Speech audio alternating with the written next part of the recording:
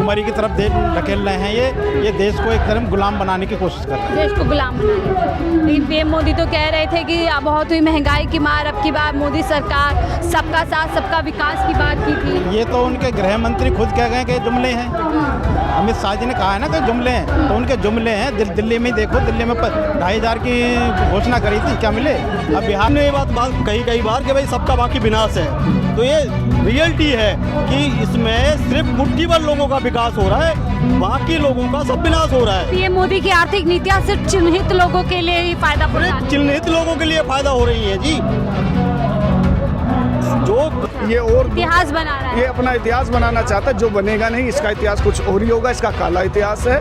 और जब ये सत्ता से दूर होगा तो वो सब लोगों के ये साथ जो कहते हैं सबसे बड़ी आर्थिक व्यवस्था देश की बन रही है, इस आर्थिक व्यवस्था में अगर मैं मान मिलूं सबसे बड़ी एक जो लास्ट पायदान पे खड़ा है, उसका क्या भविष्य नजर है? कुछ कर नहीं पा रही है जनता। हाँ, मोदी ने कहा था सबका साथ सबका विकास करेंगे, तो क्या उद्योगपति का ही विकास होगा? उसका काम तो वो बोला था 2014 में कि झूठ ही लेना झूठ ही देना, ये चौपाई बोला था, और अब वो चौपाई को बोल नहीं रहा दोबारा। झूठ ही लेना झूठ ही सबके देना, अच्छे दिन आएंगे, झूठ ही लेना झूठ ही देना, झूठ ही खाना झूठ चबेना, उसका मेन चौपाई था। हाँ, पीएम न्यूज़ नेटवर्क देख रहे हैं आप और मैं हूं आपके साथ शाहीन खान। पीएम मोदी ने देश भर के युवाओं को 2 करोड़ रोजगार देने का वादा किया था।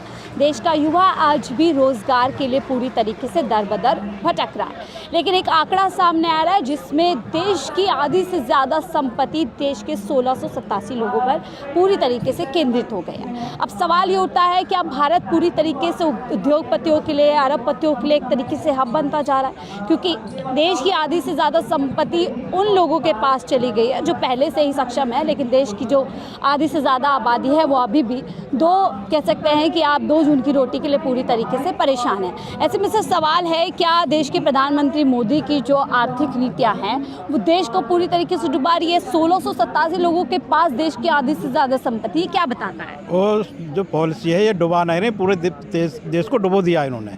क्योंकि जो अडानी अंबानी और जो इनके घराने हैं उन्हीं को बेनिफिट दिया जा रहा है। आम जनता उससे काफ़ी दूर है, और उनका बल्कि बोझ आम जनता पे पड़ रहा है। बोझ आम जनता पे पड़ रहा है। अगर 1687 में देखें तो टॉप लिस्ट में अडानी और अंबानी का ही नाम आ रहा है। तो जिस तरीके से पॉलिसीज़ बनाई जा रही हैं, चाहे हम टेलीकॉम में देख लें, किसी में भी देख लें, अभी देखिए जीएसटी को कम कर दिया गया है, तो अगर उधर ही हम देखें टैरिफ लग गया है, ये सब क्या बता रहा है? देश का जो आम वर्ग है वो कहाँ जाएगा रोजगार? देश को बेरोजगारी की तरफ धकेल रहे हैं, देश को भुखमरी की तरफ ढकेल रहे हैं।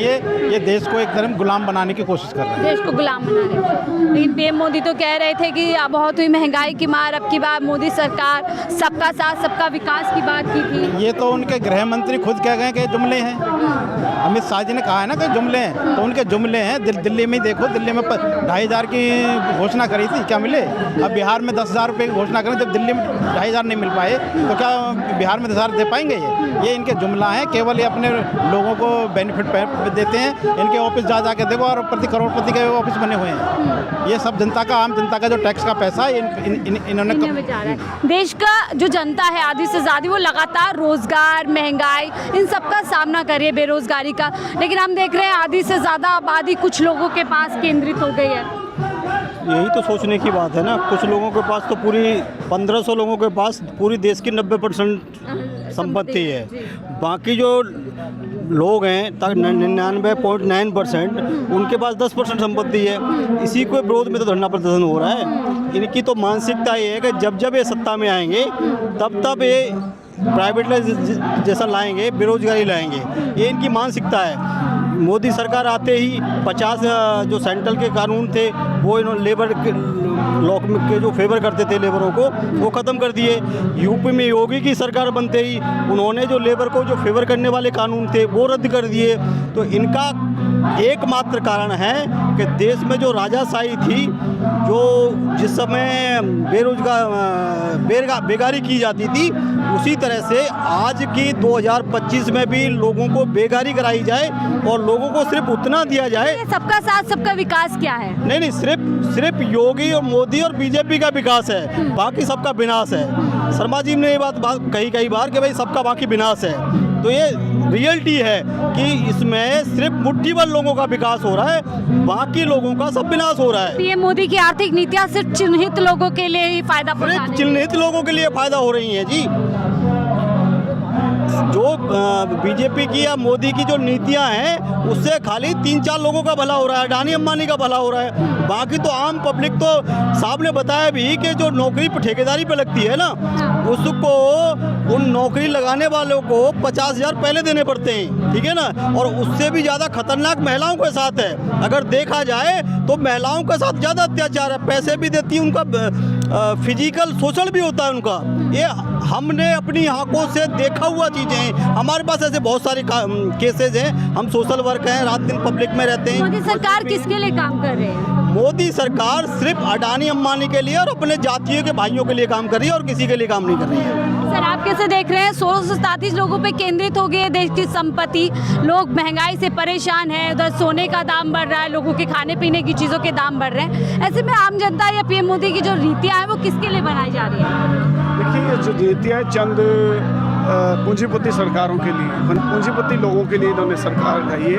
और जब भी आप देखने को आपको मिला हुआ, चाहे वो माननीय अटल बिहारी वाजपेयी जी की सरकार रही, चाहे वो मोदी जी की सरकार है, भारतीय जनता पार्टी का उद्देश्य निजीकरण और पूंजीवाद रहा है। और इसीलिए इन्होंने हमेशा से गरीबों को सताने का काम किया, उनका शोषण करने का काम किया, प्राइवेटाइजेशन करके उन लोगों को परेशान करने का काम। और अब जैसा कि आपने ही बताया था कि पूरे देश के अंदर चंद 1500 लोग हैं जिनके पास देश के 90% असेट्स हैं। तो उसमें अडानी अंबानी का नाम भी है, सबसे ऊपर है, सबसे ऊपर उन 2 ही व्यक्तियों का नाम। उन्हीं से देश की ये जो आज की देश की सरकार, भारतीय जनता पार्टी की जो सरकार है, वो उन्हीं कॉर्पोरेट घरानों से चलती है। सरकार का काम होता है वो आम जनता के लिए काम करे, आम जनता के लिए राहत की पॉलिसीज बनाए। तो क्या ये सरकार सिर्फ उद्योगपतियों के लिए काम कर रही है? ये सरकार सिर्फ उद्योगपतियों के लिए काम कर रही है। संविधान से परे होकर ये इस देश के अंदर लोकतंत्र की हत्या करके राजशाही और तानाशाही लाना चाहते हैं, जो इनकी मंशा कभी पूरी नहीं होने वाली। क्योंकि ये देश की जनसंख्या 140 करोड़ है और इस देश ने अभी कोई ज़्यादा टाइम नहीं हुए हैं, अभी क्रांतिकारियों का खून इस देश की जनता के रगों में दौड़ रहा है। अभी 75 साल 80 साल हुए देश को आज़ाद हुए। हमने तो अंग्रेज़ों को मार के भगाया है, अंग्रेज़ों की गुलामियों को, उससे पहले मुगलों से क्रांति करके इस देश को। संपत्ति का केंद्रीकरण कितना खतरनाक इस देश के लिए? देखिए, संपत्ति का केंद्रीकरण का मतलब है कि 4 से 5 या 10 लोगों के बीच में उस संपत्ति का संचालन करना। अगर देश की सारी संपत्ति का डिवाइडेशन कर दिया जाए, देश के गरीबों में उसका बंटवारा किया जाए, देश की जितनी भी ज़मीनें हैं उनको एग्रीकल्चर ज़्यादा दे दिया जाए। अब दिन प्रतिदिन औद्योगिकरण के कारण देश की जितनी भी भूमि योग्य ये जो कृषि योग्य भूमि थी वो ख़त्म होती जा रही है। किसान की सत्ता सिर्फ कुछ लोगों को फायदा पहुंचाने के लिए सत्ता में काबिज है। सिर्फ कुछ और कुछ नहीं, सिर्फ मैं तो 2 आदमियों का इनाम लेने दूँ तो वो ही बहुत है। सिर्फ ये 2 लोगों के लिए काम कर रही है। ऐसे में जो पीएम मोदी कहते हैं सबका साथ सबका विकास किया जा रहा है, जीएसटी को बताया जा रहा है कि बचत उत्सव है, आम जनता को राहत पहुंचा दी है, ये झूठ है। और ये विदेशी जो जितने भी विदेश में अन्य जो देश हैं उन लोगों को झूठे अपने वादों को दिखाकर उसका प्रचार प्रसार करके अपना दबदबा बनाना चाहता है, अपने नाम को ये अजर अमर कराना चाहता है, ये महात्मा गांधी बनना चाहता है, ये और इतिहास बना रहा है, ये अपना इतिहास बनाना चाहता है जो बनेगा नहीं। इसका इतिहास कुछ और ही होगा, इसका काला इतिहास है। और जब ये सत्ता से दूर होगा तो वो सब लोगों के सामने। जो कहते हैं सबसे बड़ी आर्थिक व्यवस्था देश की बन रही है, इस आर्थिक व्यवस्था में अगर मैं मान मिलूँ सबसे बड़ी एक जो लास्ट पायदान पे खड़ा है उसका क्या भविष्य नजर आ रहा है? नहीं, आप जो लास्ट पायदान पे खड़ा उसकी तो छोड़ दीजिए, अब भारत के पायदान को देखिए, अब ये किस पायदान पे खड़ा है। जब से कर्ज में आ गया, जब से आज पूरे विश्व के अंदर कर्ज में 4थे नंबर पे है। सबसे ज़्यादा इसकी बुरी हालत हुई है जब से, और ये सिर्फ और सिर्फ इस 11 सालों में हुई है। मनमोहन सिंह जी जब गए थे तो देश पे 1 लाख करोड़ का कुछ कर्ज था। आज उससे 10, 20, 50 गुना ज़्यादा आज हमारे देश के ऊपर जनता के ऊपर कर्ज है। सवाल तो मैम उठेंगे ना कि आधी से ज़्यादा आबादी कुल 1687 लोगों के पास में पहुंच गई है, पूरी तरीके से संपत्ति का केंद्रीकरण किया जा रहा है, ऐसे में आम जनता कहाँ जाएगी? आम जनता के साथ बहुत ज़्यादा शोषण हो रहा है, खास करके महिलाओं के साथ। अगर महिला के साथ अगर कुछ हो जाता है तो वो थाने में जाएगी, थाने में जाके अगर FIR हो भी जाती है, जुडिशरी पूरी तरह बिक चुके हैं। पूरे जो जिला जज है और SDM है, तहसीलदार है, वो सारे के सारे यूँ कहूँ कि भाड़े के टट्टू कहूँ मैं, वो इनके बागडोर पे है। और मीडिया जो भारत का चौथा स्तंभ था, ये भी पूरा उसने अपने कब्जे में ले लिया है। ये गुलामी की ओर जा रहा है देश।